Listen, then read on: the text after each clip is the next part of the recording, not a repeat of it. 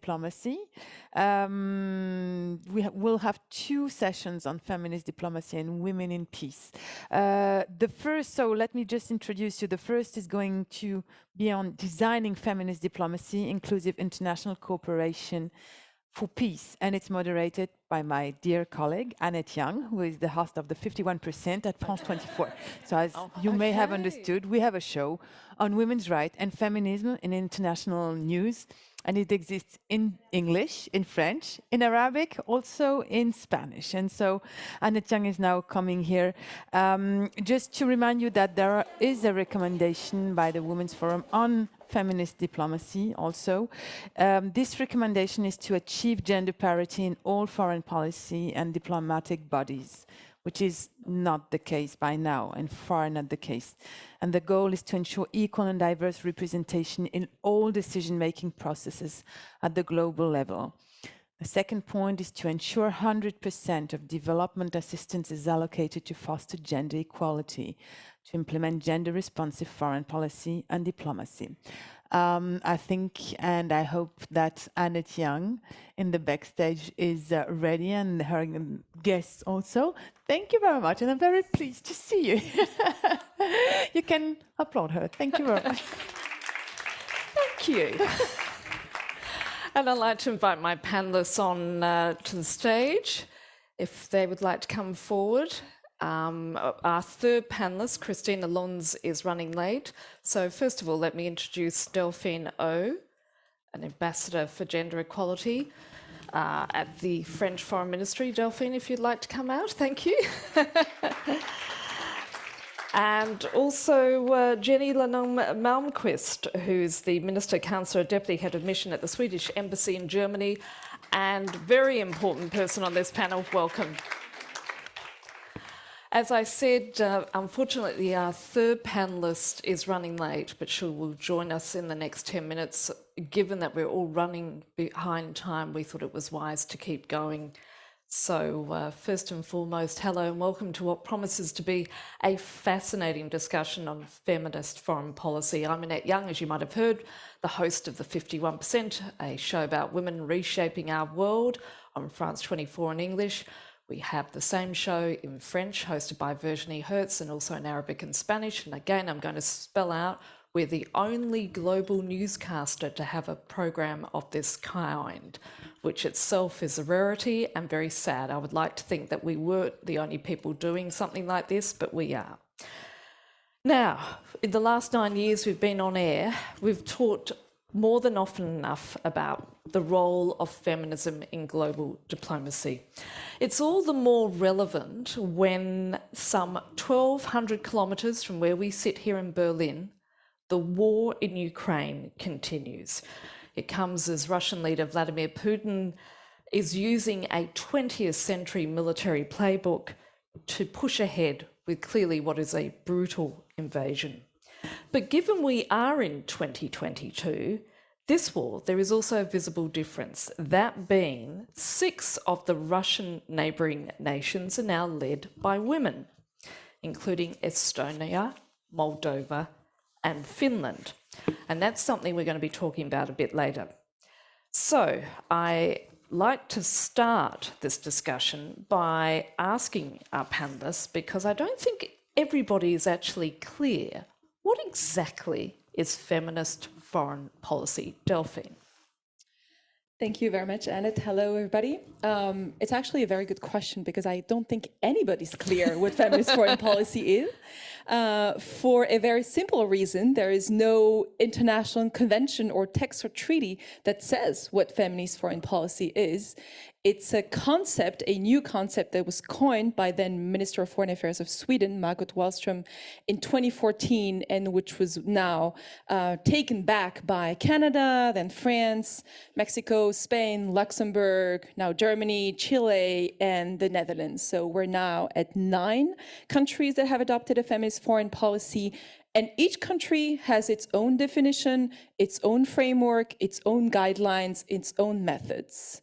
Now, what we can agree on, and when I say we, I mean we, the 9 countries and my counterparts, the ambassadors for gender equality of each of this country, It's about mainstreaming gender equality through every single component of our foreign policy.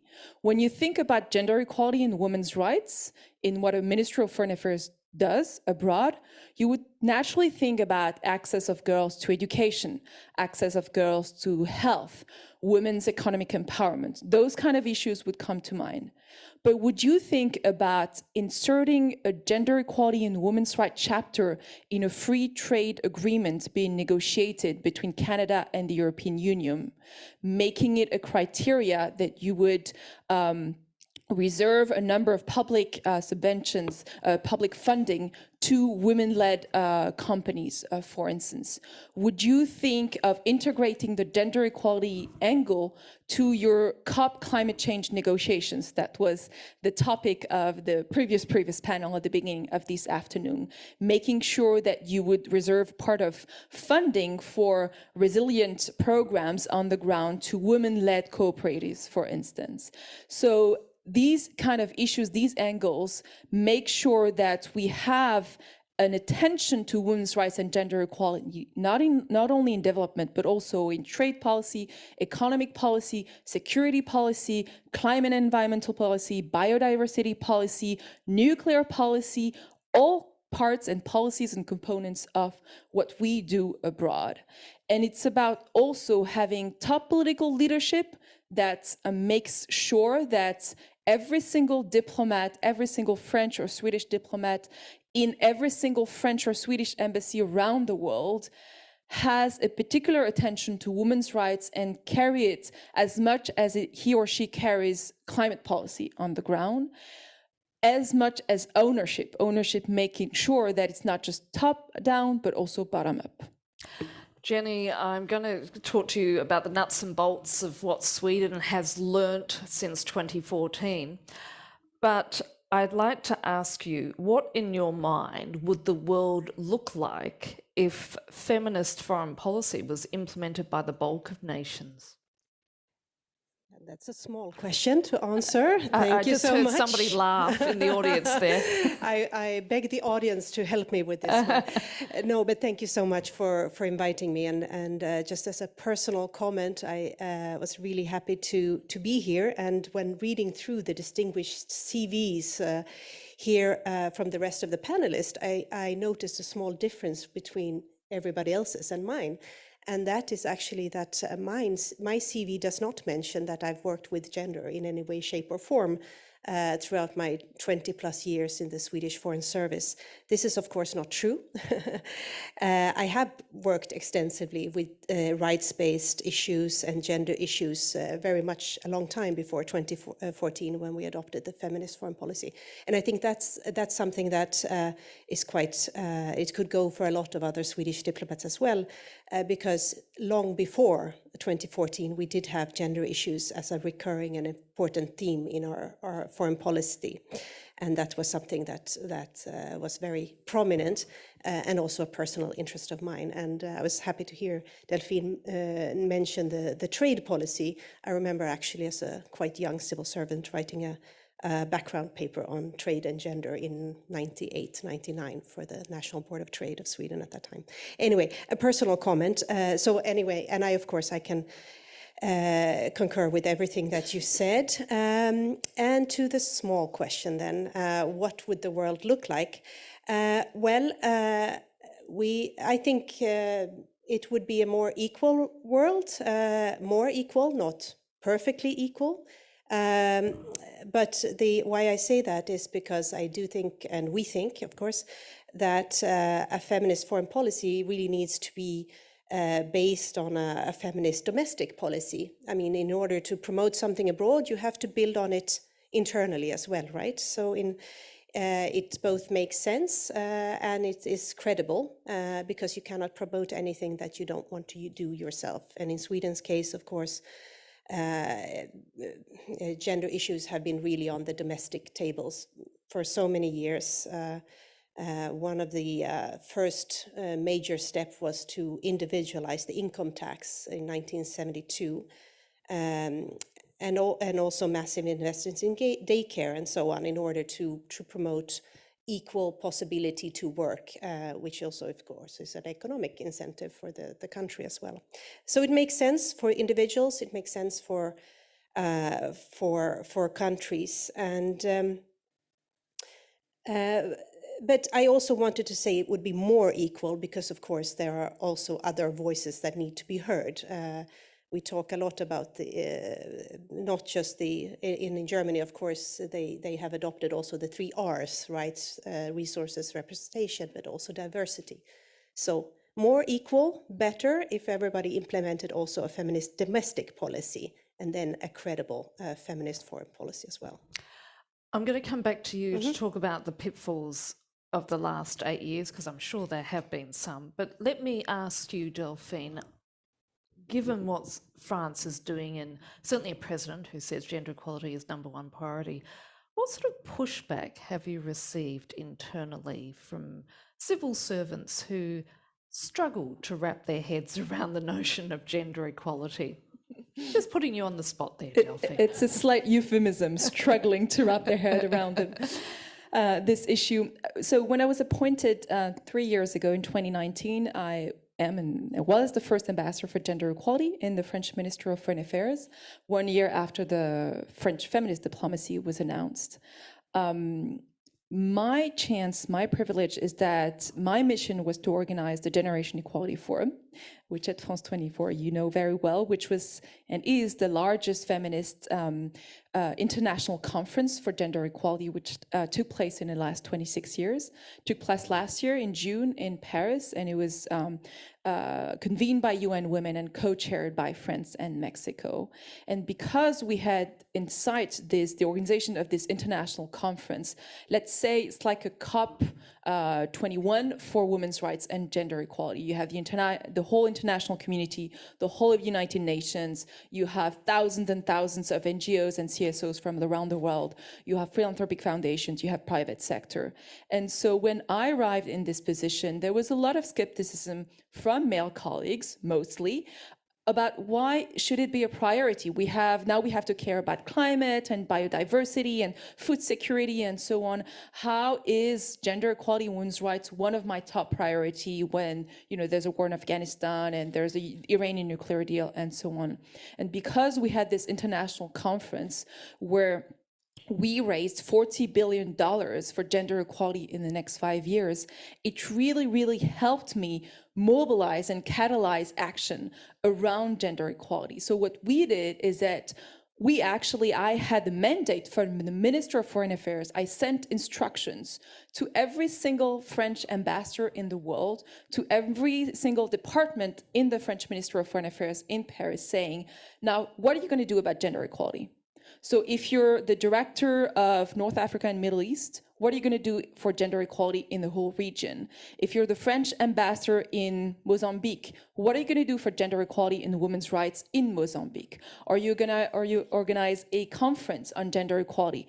Are you going to create a new prize to support feminist organizations? Are you going to publish an op-ed in national media to support gender equality and especially feminist activists, grassroots activists who are working on the ground to defend women's rights? Are you also going to be creating a cell to prevent sexual violence and sexual harassment in the workplace? Are you going to promote women in the embassy and so on and so on? So really, yes, we encountered resistance, but I saw that over the past 3 years, what was really an afterthought and a secondary, if not tertiary subject, has become sometimes, I hope most of the time, a first thought and also a primary subject, which is on par with climate and biodiversity and health and education. And the reason for that, there's a very, very easy argument, is that you cannot reach any of the sustainable development goals. You cannot reach full access to education, full access to health, full access to water. You cannot reach food security. You cannot have climate change without parity and gender equality. This is actually cross-cutting with every single SDG, every single sustainable development goal is gender equality. We talked about climate change, but it's true about education, it's true about health and any other issue. At this point, I'd like to welcome our third panellist, Kristina Lunz, who is the co-founder and co-executive director of the Centre for Feminist Foreign Policy. Welcome, Kristina. I'm going to let you catch your breath, and I'm going to ask the question now for Jenny, because we've heard there from Delphine as to what she had to struggle with in terms of implementing a feminist approach in crafting strategy. As you say, Sweden has clearly been leading the way since 2014 when it implemented its feminist foreign policy, and I quote from your government's website that it's based on the conviction that sustainable peace, security and development can never be achieved if half the world's population is excluded. But how easy has the implementation been? And I imagine there's been pitfalls along the way, haven't there? Well, easy and difficult at the same time, and I must say, as it should be. It's a complex issue in one way, and it's also no brain surgery in another way. Like you said, Delphine, very well. I mean, it's without the cooperation and inclusion of everyone, we cannot reach the Agenda 2030 goals. So that's very easy, of course. But then again, I think a pitfall would be to think that this is that there are too many quick fixes and cure-alls. I mean, for us, feminist foreign policy is a tool and not an end in itself. And we need to find the nuts and bolts, as you mentioned, and to find these tools that work. And again, I think maybe I'll come to some pitfalls, but I think what was really important in order to get everybody on board was to have this strong leadership, but also have this bottom-up approach. Basically, in the beginning, in 2014, everybody at the ministry and also us, that I was at that time working at the Swedish representation in Brussels, all foreign missions were tasked with coming up with ideas and reflection how to go about to implement the foreign policy. And since everybody were included, women and men, then everybody were responsible for what they came up with. So I think that was something very positive to build on. Again, the pitfall would really be to think that you can then tick the boxes and then everything is fine. It's not. There are tools working. We're working ahead, and sometimes the successes are not so easily visible in the short run. I will give one example, and you mentioned, of course, both Afghanistan and the terrible war in Ukraine as well.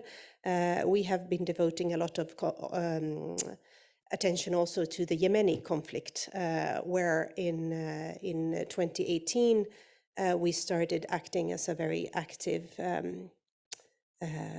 mediator, and really pushed for including female representation in the conflicting parties. It wasn't easy. We just finished in Stockholm 2 days ago another round of discussion and negotiation where the females were active participants in the discussions. Baby steps, perhaps, but important ones, and something that can be built up upon. I just want to follow up on that, because there are situations where realpolitik sets in. Yep. In 2015, Saudi Arabia abruptly cut off its ties with Sweden, recalling its ambassador and announcing that it would issue no new visas to Swedish business travellers. The reason, according to the Saudi government, was the remarks being made by Margot Wallström, the then Foreign Minister of Sweden, about how women's rights are not respected. There was fallout from that. So how did the Foreign Ministry deal with that, and how have you moved on since then? Well, at that time, I was in Brussels, in the EU. I was not directly involved either in the Middle East relations or in that. So I must say, I don't know how that was handled, but I do know what another part of what we are saying again it's if we only speak with people who agree with you 100% of the time, you know, where's the progress? There will always be in these issues really difficult topics, difficult interlocutors, and this is something that that needs to be handled. Exactly how that was done, and I'm sure you can give another 10 examples where there were difficulties, but I think that's the main point. Thank you, Jenny. Kristina, tell me about the origins of the Feminist Policy Centre. How did it come about? Very happy to.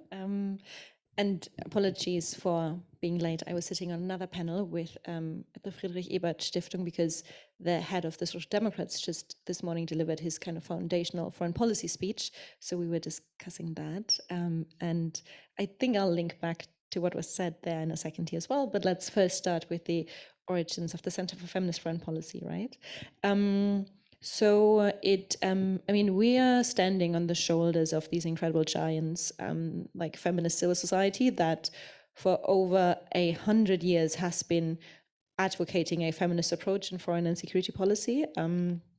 History, like this feminist history in international politics, goes back to at least 1915, likely before that, but because only 0.5% of recorded human history is about women and like their ideas, we just don't know that much. So at least 1915, 1,200 feminists came together in The Hague during the First World War to not only demand an end to the First World War, but also they published 20 resolutions, which would have, and over time in some aspects, revolutionized part of the international system. And those demands included kind of the dismantling of the military-industrial complex, because already back then, the feminists said that as long as there are like such high profits from selling and trading arms, we will never see an end to conflicts globally. They also demanded a democratization of foreign policy, women's vote, the link between the end of women's oppression with democracy, and peace education, mediation as key instrument for conflict resolution and so forth. So these feminists, they have continuously built onto their strength they developed in the Women's International League for Peace and Freedom and other organizations, and have over the decades been especially strong in kind of the disarmament activism, which disarmament has always been kind of key tenet of feminist foreign policy.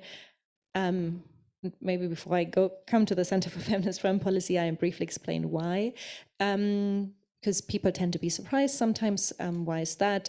So feminism, kind of the movement that for 200 to 250 years has been the most successful in ending or in smashing patriarchal structures, like goes against those patriarchal structures. And what does patriarchy mean?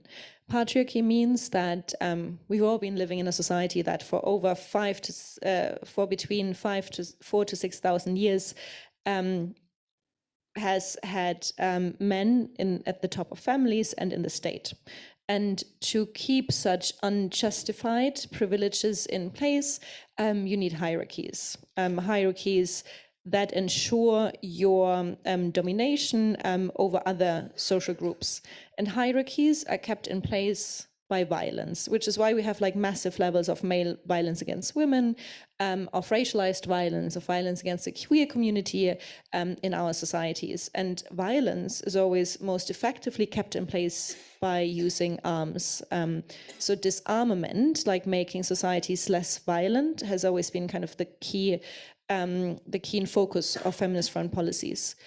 So all this kind of activism from feminist international politics has resulted in like many achievements over the decades. One being CEDAW, the Convention on the Elimination of All Forms of Discrimination Against Women, but also the Resolution 1325 on women, peace and security in the Security Council in 2000, and much more.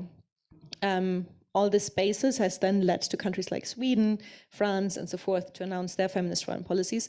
And for us, the Center for Feminist Foreign Policy, I co-founded it, and with kind of the hope or the wish from a civil society perspective to really build on all this huge knowledge and what's done before us, and continue from a civil society perspective to continuously push for very strong feminist ideas in foreign and security policy, and by doing so, really try to rethink what security means, security for who, when are people safe, and kind of to shift from military security to human security. I want to pick up from what you just said, because you're talking about feminist foreign policy from the perspective of disarmament. But we now have a war in Ukraine. We now have neighbouring nations next to Russia wanting to join NATO, a military alliance, some of whom are led by women. Let me just ask you as a panel, how does that fit in within the concept of feminist foreign policy? Is it hypocritical, or is it possible? I mean, how does it all come together? Delphine. Well, we're certainly going to differ with Kristina on this one. In the French version of feminist foreign policy, as I said, every country has their own sort of understanding, framework, and methods. There is no link between feminist foreign policy and pacifism / anti-militarism. As you know, France is one of the 5 nuclear powers in the world. It sits on the P5 UN Security Council, and so there is no link. But also, we don't have a civil society that is, I would say, as strongly pacifist or anti-militarist as it is in Germany. But when you talk about Ukraine, what does it mean having a feminist foreign policy when you're the French Minister of Foreign Affairs or the French President handling the Ukrainian crisis? And I'm not saying we did it all. I'm saying this is what we should do, or what we should have done, or what we're trying to catch up with. First is to care about women being the first victims of conflict, of course. Women, Ukrainian women being, sexually assaulted or just assaulted by Russian men, Ukrainian women being sexually assaulted also in Ukraine. Ukrainian women making up 95% of Ukrainian refugees who are crossing the border to Poland, to Moldavia, to other places. It's also, and I'm going to give a very concrete examples because I know you like these ones, Annette. So the French Minister of Foreign Affairs announced a €100 million humanitarian package for Ukraine, right? Food, any kind of humanitarian assistance, very comprehensive. And we announced that, and then we're like, okay, so what does that entail in the food and humanitarian package? Have you thought about the special needs for women? Food, have you thought that pregnant women have a different diet? Have you thought that breastfeeding women have a different diet? Security, hygiene, health. Have you thought of including sanitary pads into the package? Oh gosh, we forgot about this because this was designed by men and they did not think that women have special needs for certain kind of hygienic products. Have you thought that when you set up a refugee camp, sort of makeshift refugee camp, you're not going to have, uniform toilets for everybody because women are not going to feel safe if they don't have separate toilets? Have you thought when you organize carpooling from a Polish border city to Warsaw or to Krakow, or even going, driving all the way to Germany or to France, that a single woman is not going to go embark in a car with a male driver because she's not going to feel safe? Have you thought of all these differentiated impacts of the war, of the lived experience of women in crisis?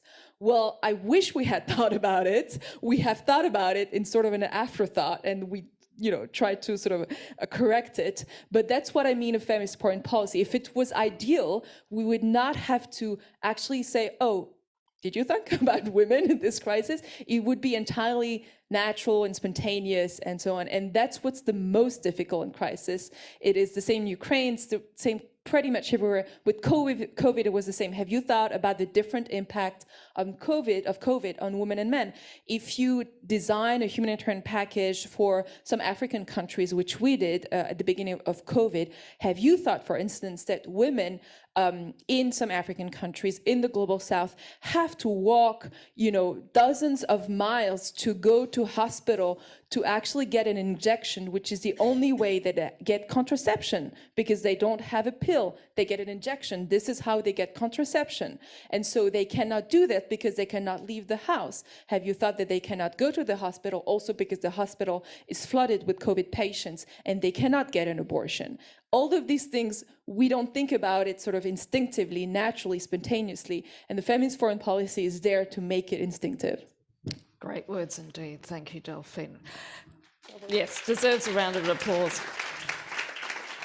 Jenny, I mean, I'm talking there about Sweden and, is feminist foreign policy and a military security policy mutually exclusive? You want the short answer? No. I'm throwing It's you all the not. tough ones today, Jenny. You get the tough ones. No, it's not. And I think to come back to Delphine's excellent reflections, it is, and to put it into a perspective, it is because it's a tool. Feminist foreign policy is a tool.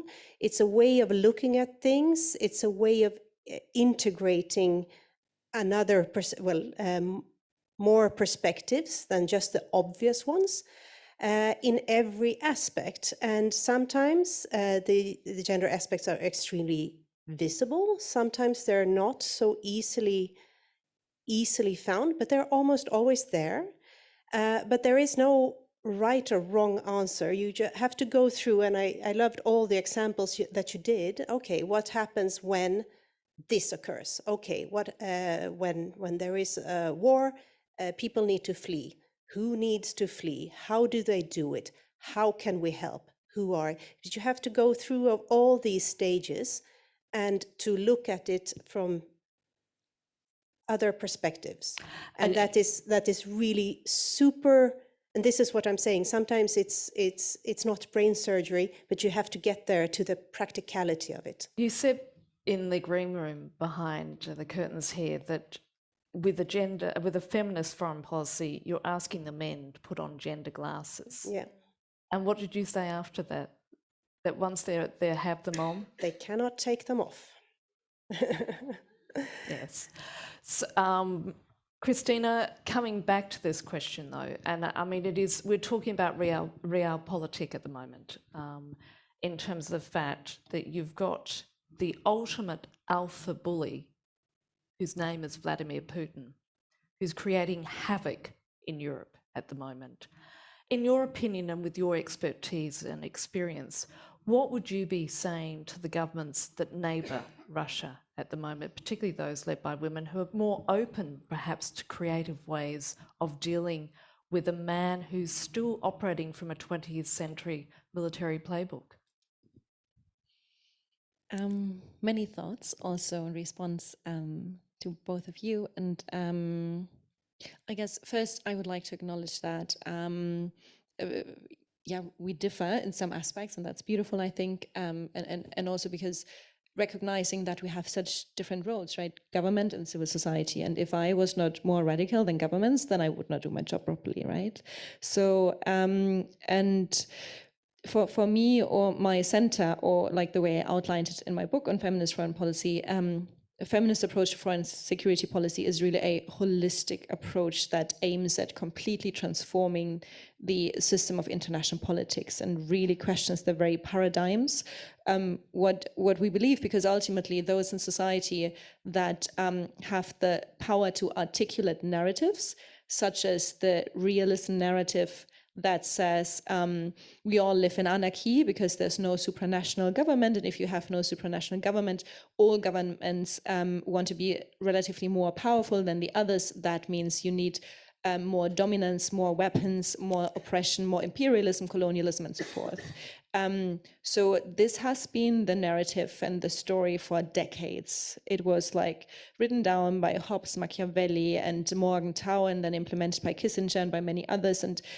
And unless we understand how foreign policy has historically functioned, we cannot transform it. But that is exactly what we are aiming at, like at transforming the system. So for us, it's not an add-on. It's not about adding something into the current system, but transforming it. So from my perspective, especially when engaging with countries that have a feminist foreign policy, and like Delphine, like we've been working together and collaborative for a couple of years, and I'm hugely impressed what you've been doing and achieving. Of course, like for us, we would like to see more, but I mean, it's governments, right? They've been doing what they're doing for so many years. We're not expecting revolutions, but still, we will demand more. So for civil society like ours, we need to find strike the right balance between encouraging governments, because you do not have to do it. Your jobs, your lives would be fairly easier if you did not always say, let's think about women, let's put in the gender perspective, the feminist perspective. You would have an easier life, but you're still doing it. So as civil society, I hugely appreciate it, but at the same time also try to not allow pink washing. And it's a fine line. And we're trying in conversation with each other to strike that line.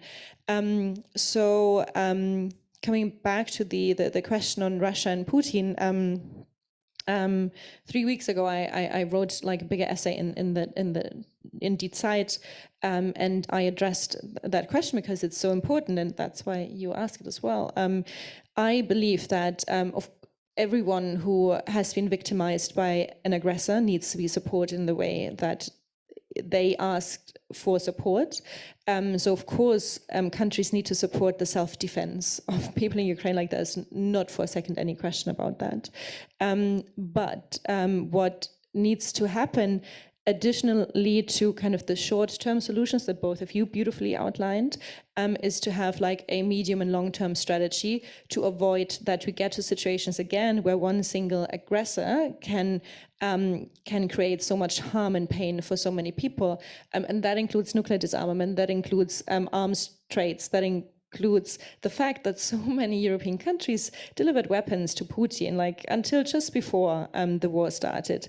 It includes the fact that no one was really paying attention that anti-feminism and the oppression of women and queer, and especially the queer community in Russia, has been going on for so many years. Like no one listened to civil society really. Like this is what I mean when I talk about like understanding the situation in a comprehensive way.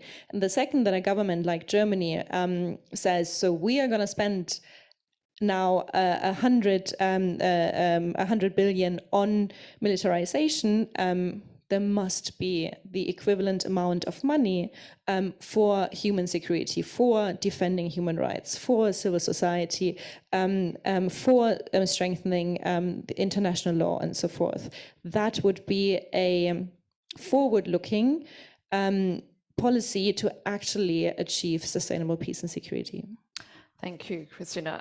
Now, there's a number of news stories which are dominating headlines. When I'm not producing and presenting the 51%, I am also a news anchor. I want to talk about a couple of those issues and apply the feminist foreign policy perspective. For instance, last year, August last year, the Taliban regained power in Afghanistan.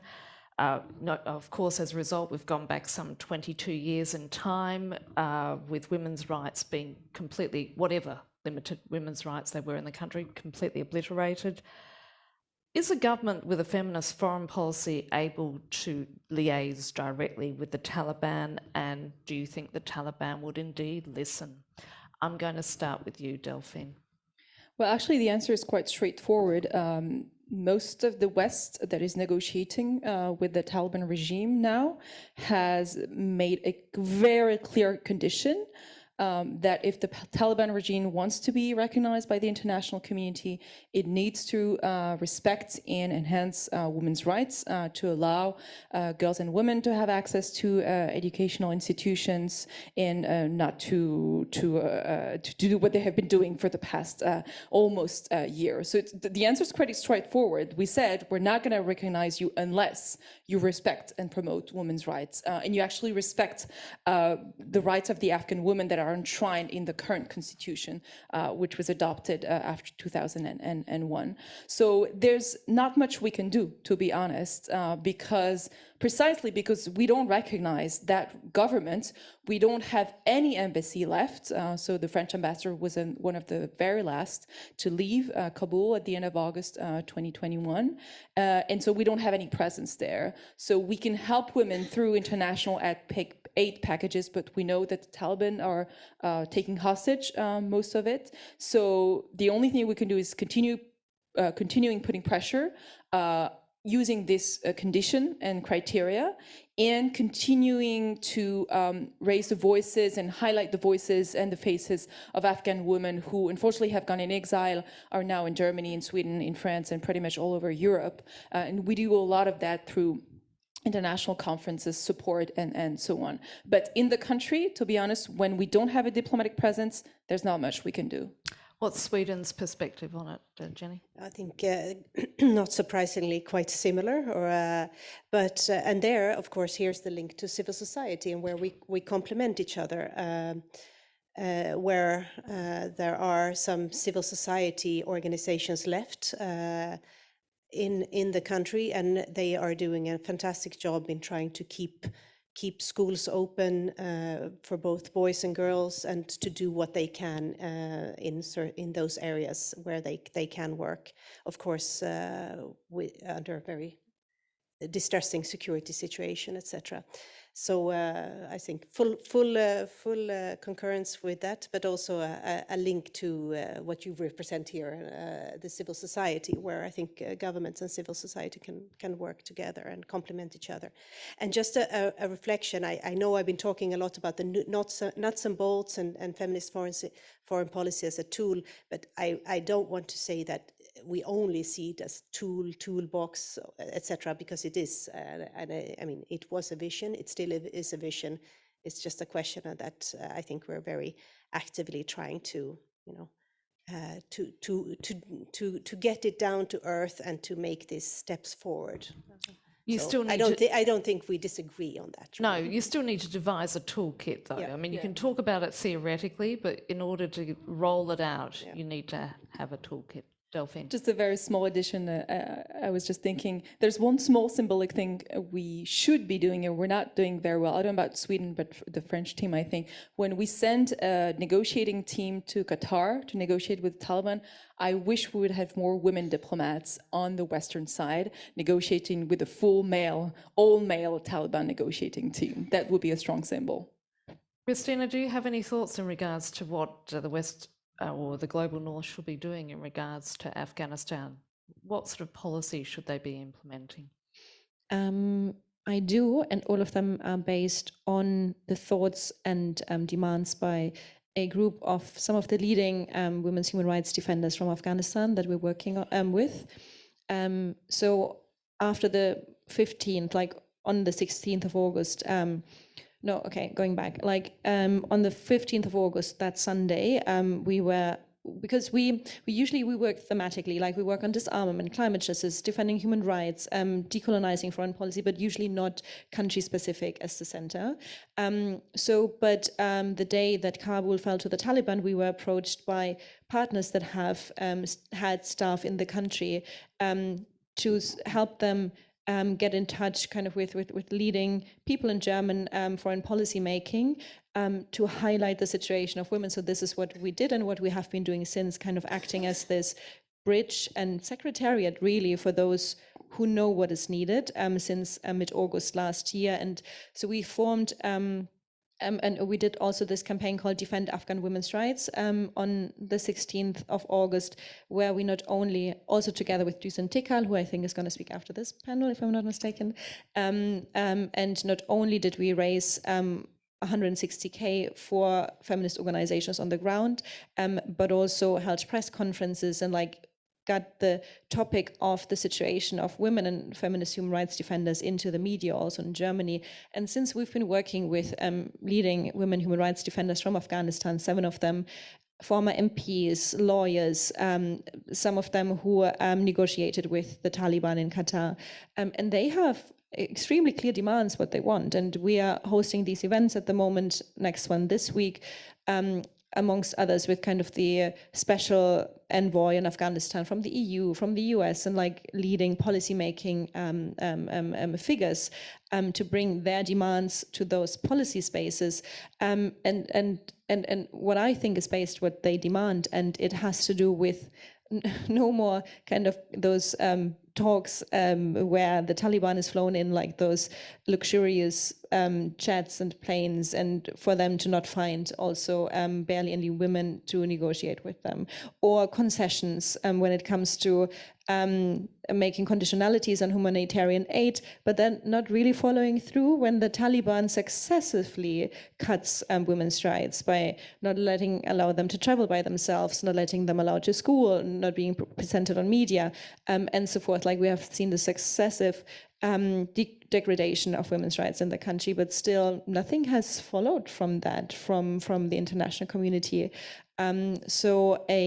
For us, a key feminist understanding of international politics is for it to be informed by those who are most affected, and that is what we're trying to do with this kind of project, I guess. And where governments can help there is to fund exactly those initiatives by civil society like ours, so that the human rights defenders, who we're of course paying for them working also with us, so that these initiatives can continue.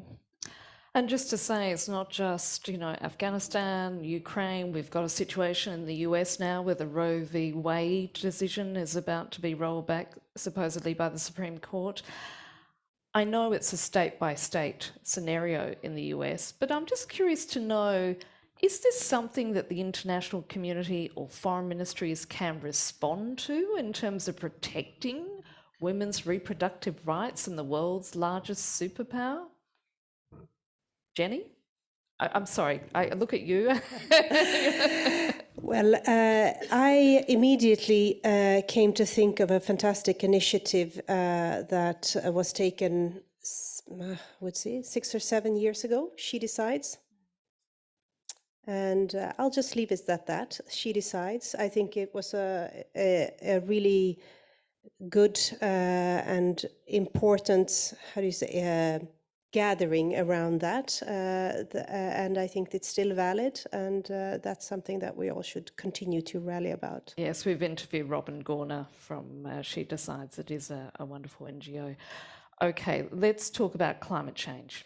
And can I also say something on Roe v. Wade? Yes. Is that okay? Sorry. Yes, the international communities should do something about it, and again, understanding holistically. And so what we're seeing in the US, it is part of this global anti-feminist movement, which has very strong actors in the US, that for the past 5 to 7 years has unprecedentedly worked on rolling back women's and LGBTQI rights globally, also with a focus on sexual and reproductive health and rights, of which abortion is one part.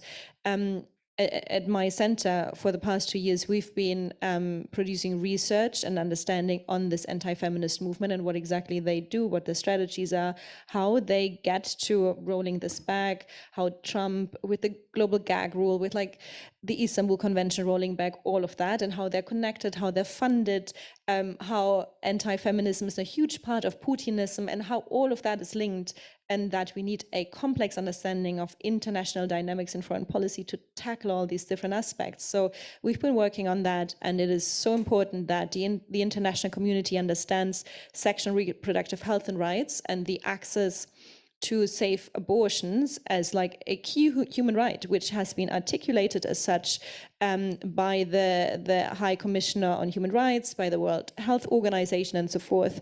And the second that we acknowledge that, we also have to push our governments, like the German government, for example, that is currently developing a strategy on feminist foreign policy, and remind them that it's also about coherence. And whilst German foreign policy in the past years has focused on sexual reproductive health and rights, so like not in the same, we're still lacking behind that when it comes to domestic policies. In Germany, abortion is still not legal. It's in the criminal code. It is only possible to have an abortion under certain, if you fulfill certain criteria, like a forced consultation, forced waiting period, and so forth. Like that is not acceptable. And Germany repeatedly, by the international community, by the High Commissioner of Human Rights, by the World Health Organization, has been outcalled for this legislation. And my center last autumn, we published a policy brief on how the German legislation on abortion is violating its own and ratified international human rights treaties. So yeah, we have to address Roe v. Wade and understand it in like the international context. Thank you, Kristina. Delphine, again, I was going to talk about climate action. We heard earlier from Bianca Pitt an amazing presentation pointing out that it's not 2050, it's now 2030, which is only 7.5 years away. Governments are going to have to move very quickly.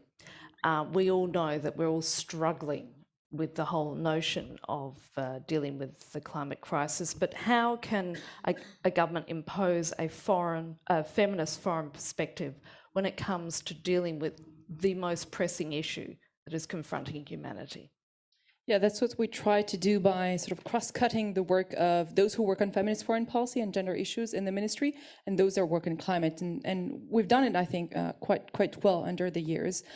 First and foremost, the big international negotiations, the COP, the One Planet Summit, the One Ocean Summit, all of these summits, we need to have diplomats who are there negotiating, who have in mind, or who have these gender, not in mind, but on their nose, these gender glasses. So it's very important that we actually train our own diplomats or climate negotiators, who are now, the vast majority of our diplomats, to have the gender glasses or gender lens with them. And that's what we do at now every single COP or the biodiversity COP, is that there are part of the negotiations are on gender. There's a gender action plan. I'm not going to go into the particulars. It's also important that when we provide overseas development aid, ODA, there are a number of criteria that every single project that is funded by the Agence Française de Développement or their equivalent has an objective or a goal that is to promote gender equality and women's rights at the same time as it is also protecting fighting against climate change. So we put a number of conditionality and criteria to make sure that at least 50% of our projects that are being funded have a goal to achieve gender equality, to promote women's rights. And last example I'm going to give, we have, for instance, in France, a joint program with Canada to train female African Francophone female climate negotiators. So there's an imbalance between the global north and global south in climate change negotiations, as we know. But there's also an imbalance between male negotiators and female negotiators. So now we have some female negotiators in the global north. They're lacking in the global south. So we need to train them, to provide them with expertise so that they'll be chosen by their own country to be the lead negotiators, defender in their country's interest. When I'm talking about the Maldives, for instance, that have an issue at stake immediately because they are being threatened by the sea rise, the sea level rise, or other African countries that are threatened by deforestation and climate change and so on. We need to make sure that when they negotiate the COP, it's not just men, it's women, because it was said by Bianca Pitt and the other female panelists on this panel, there's a different perspective when we have female negotiators and male negotiators, because usually female negotiators will bring an inclusive perspective of what's the actual granular, very precise impact on women who are on the ground, fetching water, fetching food, and so on. Jenny. As a civil servant, I always pick up on the again, nuts and bolts and the practical tools. And apart from gender training, I know no one in this room would not find that amazing. But maybe too many of colleagues outside this room would not jump at the opportunity to receive gender training. I don't know. But I must say, again, coming back to our experience at the Swedish Foreign Ministry, that was, to make everybody go through their own background papers or policy recommendations or whatever with gender glasses, to go through, with these gendered issues. And it's like, oh, right, I didn't think of this, I didn't think of that.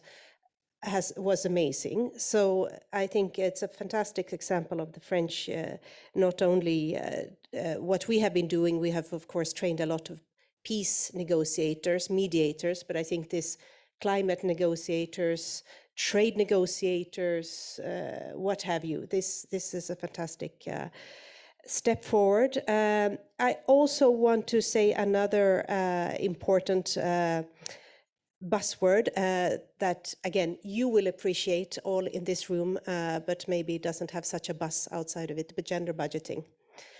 And that is really, again, coming back to the R's, rights, representation. We've talked a lot about that, but resources, really, we all know.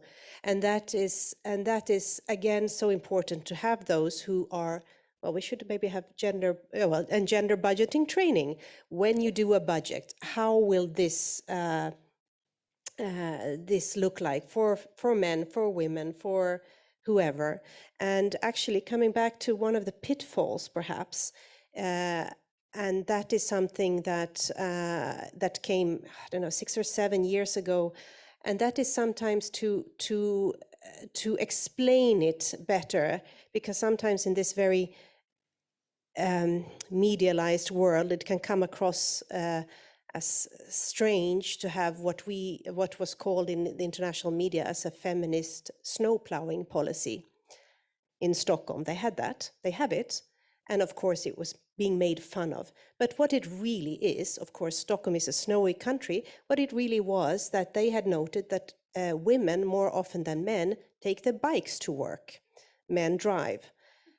And then, so how do you have a feminist snow plowing policy? Well, you make sure to take away the snow from the bike paths before you take away the snow from the streets, which were normally prioritized, which is also, of course, good for the climate if people can bike.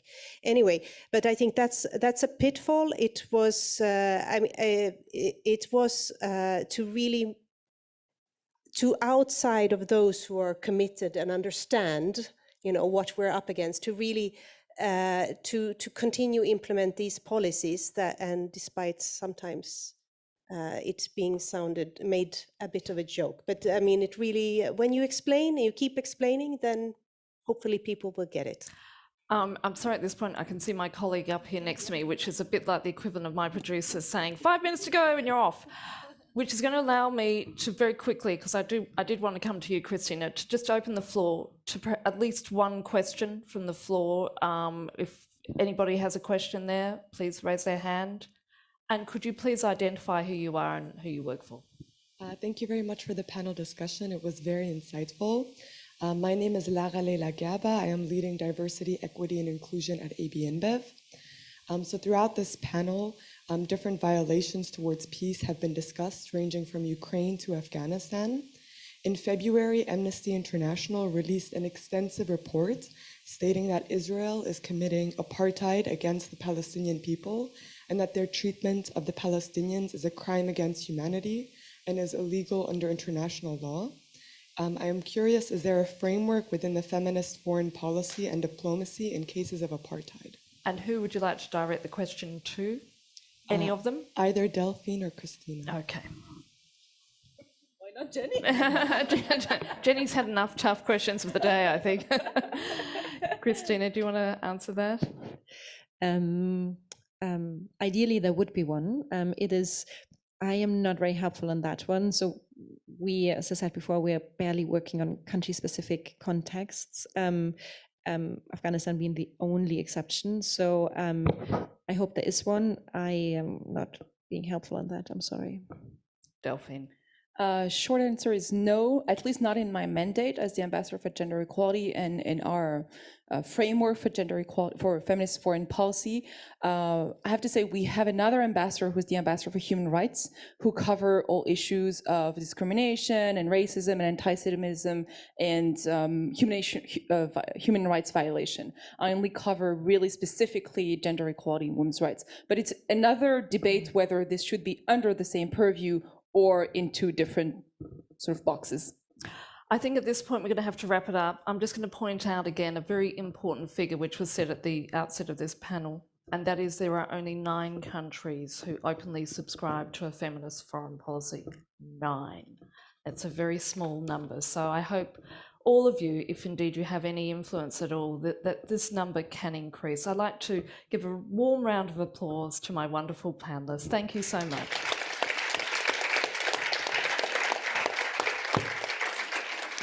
Thank you very much. Thank you, Annette. We're going to take a picture. We'll soon have a break on...